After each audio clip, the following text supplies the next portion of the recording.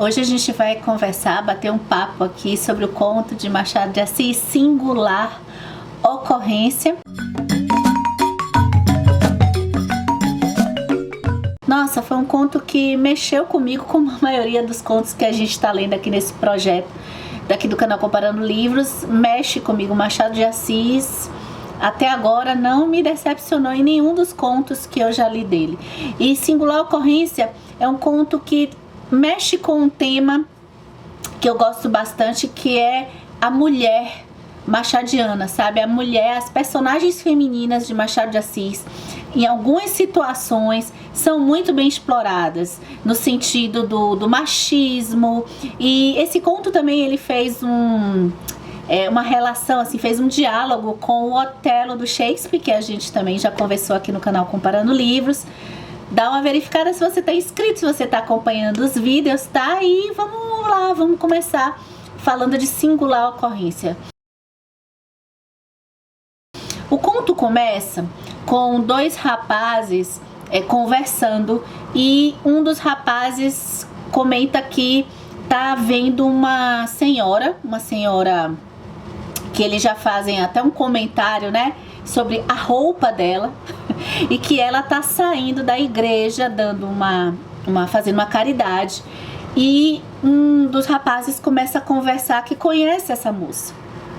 Essa senhora, essa moça, né, ele conhece, e ele vai falar assim, como um tom de fofoca, de que esse gesto de uma classe média, né, que ela tá tendo de uma pessoa assim honrada, ele vai falar que ela não tem um passado assim tão moralmente aceitável. Bem, então o narrador do conto vai dizer que essa nobre senhora, na verdade, se chama Marocas, e ela foi amante de um grande amigo dele, que é o Andrade, e ele frequentou a casa desse casal. Ele tanto era amigo desse Andrade, e como ele sabia que o Andrade era casado na época, e ele meio que frequentava as duas casas, né? Tanto a casa que ele tinha com essa amante, que é a Marocas, a senhora que eles aprontaram ali, como a família, vamos dizer assim, oficial, né, do Andrade. Até que ele começa a contar a história, falando sobre ela, que ela era uma... Eu vou falar aqui cortesã. Ele vai escrever o que ela fazia, o jeito... Se você ainda não leu o conto, né, presta atenção, o jeito que ele descreve o que a Marocas fazia. Ou seja, a Marocas dá a entender que ela era uma mulher da vida, uma prostituta, né, só que para essa época, né, pelo que eu pude compreender, ela era uma certa prostituta de luxo. Ela tinha clientes, né, ela tinha relacionamento com vários homens, e só que esses homens eram homens, vamos dizer assim, mais ricos, né, homens nobres, digamos assim. Ele conta que eles se amaram tanto, né, ele fez de tudo para ela ficar só com ele. Seria uma certa história clássica de que tirar a prostituta do trabalho para que seja exclusiva para ele. A fofoca continua, e ele vai contar de um episódio que tem bem a ver com o título Singular Ocorrência, né, em que tava tendo um feriado de São João, e a Marocas, ela acabou ficando sozinha em casa, já com esse pacto de exclusividade com o Andrade, né? Ela ficou sozinha em casa porque, né, nesses feriados, né, ele teria que estar com a família oficial. Ele comenta que a Marocas se sentiu triste, e no dia seguinte, né, quando passou esse feriado, ele estava junto com o Andrade, e chegou um rapaz assim de personalidade assim duvidosa, comentando que tinha tido uma relação de um dia com uma moça que estava se sentindo muito só, e o Andrade fica muito zangado com relação a isso. Esse rapaz se chamava Leandro, e o Andrade fica, como assim? Ela me traiu? E ele vai procurar saber com o Leandro se foi verdade. O Leandro leva ele para para encontrar com a Marocas, para Marocas encontrar com o Andrade e o Leandro, tudo isso sendo testemunhado pelo narrador do nosso conto, até que quando a Marocas encontra o Andrade, o Leandro e mais o nosso narrador, ela fica muito abalada e o Andrade fica com a certeza absoluta de que a Marocas o traiu, então, depois dessa festa do São João, com esse tal Leandro. E fica pro nosso narrador a singular ocorrência como que uma mulher, uma moça, uma prostituta que teve um cara que deu tudo pra ela, que tirou ela dessa vida, dessa profissão, como que ela perdeu a relação de segurança, ameaçou perder a relação de segurança, tendo relações sexuais, traindo o Andrade com um relacionamento com um rapaz que era pobre, né, por um dia. Então essa é a singular ocorrência. Eu achei um dos principais temas desse conto do Machado de Assis, esse olhar sobre a mulher que os homens têm, né? A lá Dom Casmurro. A gente tem um narrador que traz uma versão dele, não que não seja confiável a versão dele, mas a própria narrativa que ele conta, ou seja, a gente tem uma mulher que tinha vários homens e um homem pede essa exclusividade. Esse homem, ele era casado, ou seja, ele não era exclusivo.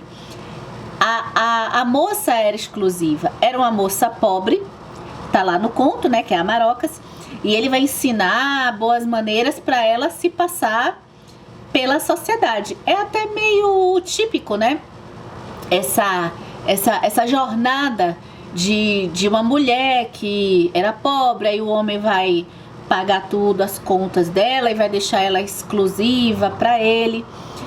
Mas todo o percurso da solidão da Marocas e da possível traição da Marocas é visto somente pelo ponto de vista masculino. Marocas não tem voz. A gente nunca vai ter certeza nesse conto se a Marocas traiu ou não o Andrade. Por quê? Porque, primeiro, né, o rapaz que vai fazer, vamos dizer assim, a acusação é um rapaz que fica bem claro no conto, até pela narrativa, pelo narrador, de que era um rapaz vadio, né? Essa palavra é colocada lá, ou seja, é um rapaz que ele era pobre, ele poderia estar precisando de dinheiro, e o dinheiro é até usado lá no conto com o Andrade para saber se realmente o que ele estava dizendo era verdade. Quando Marocas é confrontada com o Leandro, a reação dela pode significar muitas coisas. Se a gente observar direitinho o conto, os homens dessa história toda, não tem dúvida. Ou seja, um homem pobre, vadio, fala algo e o que ele diz tem total aceitação por esses dois outros homens, né? O Andrade e o narrador. Sendo que a Marocas não tem nem direito de falar. Ela já é julgada por conta de uma palavra de um outro homem, né? Dois livros que tem um diálogo com esse tema, eu acho que é o 12 anos de escravidão do Salomão Nosso, em que a gente tem também a voz de um negro não sendo considerado, e o julgamento de homens, né? Homens brancos com relação a tudo que é falado por essas vozes. E A Filha Perdida de Helena Ferrante, por exemplo, é também uma trajetória da Leda, em que a gente tem o julgamento dela o tempo todo por outros homens, e que tem uma relação de traição aí também. Essa é uma traição que acontece, a gente tem o ponto de vista da Leda, em que Leda trai o seu marido com outro rapaz, mas o rapaz ele não tem qualquer problema de ser o outro, né, de ter uma relação com uma mãe de filhas pequenas casada. Mas quando a Leda comenta que ela sente, de certa forma, ela sente uma rejeição, ela tem um desgaste em termos das filhas, né, de se afastar das filhas, que ela não está aguentando mais as filhas, o amante dela acha isso um absurdo. Agora, ele ter o caso com a mulher casada não é absurdo, né? Alguns pesquisadores da obra de Machado de Assis falam que esse tema de uma cortesã prostituta, né, largar a profissão sendo rendida ao amor, foi tema de diversos escritores. E existe um caminho aí de Machado de Assis com o Victor Hugo, em um texto do Victor Hugo que o Machado de Assis com certeza conheceu, que se chama Marion Delors. É um texto em que conta a história de uma prostituta que vai se apaixonar por um homem, mas nesse caso desse texto do Victor Hugo, o rapaz não sabe que ela é uma prostituta, e tem toda a tensão dela esconder. Fiquei curiosa de ler esse texto. E Machado de Assis fez a sua versão, digamos assim, foi inspirado possivelmente por esses pesquisadores de Machado, dizem que teve uma inspiração aí para fazer esse conto A Singular Ocorrência e a sua Marocas. Desdémona, de Otelo do Shakespeare, e Marocas não puderam falar. Desdémona até de certa forma escolhe não falar, mas eu acho que a Marocas também escolheu não falar. No conto a gente tem que Marocas empalideceu, né? Ela, quando faz a tal acariação aí com o Leandro, ela só fica pálida. Isso não quer dizer que ela traiu o Andrade, mas para aqueles homens ali, ela realmente traiu. Ou seja, eles não cogitam, né, nessa narrativa, em nenhum momento eles não cogitam que, mas será que ela pode não ter traído? Não é interessante eu ouvir essa mulher? Será que o fato dela se sentir sozinha no São João foi ela se sentindo sozinha por conta também do Andrade? Mas para eles, claro, ela estava, para o narrador, nosso narrador, ela estava se sentindo sozinha por causa do Andrade, mas pode ser que não. Nosso narrador está dizendo o tempo todo que o Andrade, a paixão que o Andrade tinha pela Marocas, deixou ele cego. Então nosso narrador do conto de Machado de Assis já assume que Marocas não é de confiança. Bem, esse é algo assim da nossa sociedade para a gente pensar que porque uma mulher teve uma relação com vários homens mais transparente, né? A Marocas tendo uma profissão e estando com vários homens de forma transparente, que pelo que o conto narra, e o próprio Andrade já sabia que ela tinha essa vida, por que um homem vai achar que ela vai mentir para ele?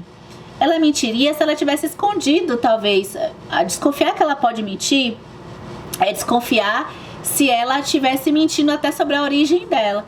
Tanto é que ela não mente nada da vida dela. Tanto é que ele faz esse esforço para ficar sustentando ela e para colocar ela, acho que, pelo que eu entendi, sob o ponto de vista de educação, de ensinar os modos da burguesia, coloca ela para ficar parecendo uma senhora de respeito, assim, com todas as aspas, né, para aquela época. Então, é tão incoerente a gente pensando talvez aqui com o olhar de hoje, até com o olhar da época, é tão incoerente essa visão de que se alguém é pobre ou se alguém teve uma vida com muitos homens, mas essa vida era transparente, não quer dizer que ela vai mentir sobre uma outra relação, né? Ter essa mentira. Essa é uma hipótese que eu fui muito por esse caminho na leitura do conto. Eu quero saber de você que leu, se você achou realmente que a Marocas deu a pulada de cerca aí com o Leandro. Até porque o fato do Leandro ser um cara narrado do jeito que ele é narrado, assim, como um vadio, como um cara que ele é um cara que já é narrado que ele não é de confiança. Era o Leandro que deveria ser questionado, era o Leandro que teria que estar para o Andrade, para o nosso narrador, sob suspeita o tempo todo, e não a Marocas.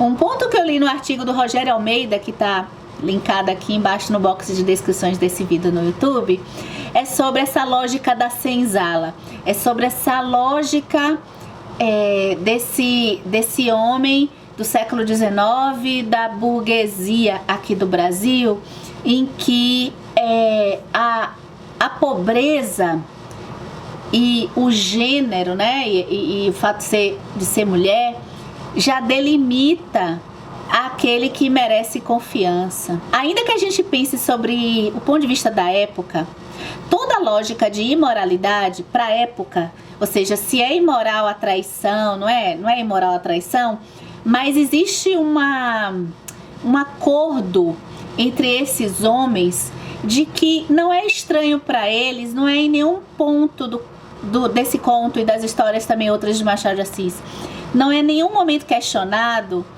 a moralidade do ato do homem ter a amante. Uma vez que dentro da sociedade, até só do ponto de vista religioso, mais cristão, que é essa burguesia, né? A imoralidade está no fato de um homem casado ter uma outra casa, uma amante. Mas todo esse conto e todo o foco na singular ocorrência recai sobre Marocas, recai sobre a pobre coitada da Marocas. E isso passa por classe e passa por gênero, na minha opinião. Bom, eu acho que é isso. Essa foi a nossa discussão de singular ocorrência. Deixa aqui embaixo os principais pontos desse conto que mais chamou a atenção de você. A gente segue conversando sobre contos de Machado de Assis e até o próximo vídeo.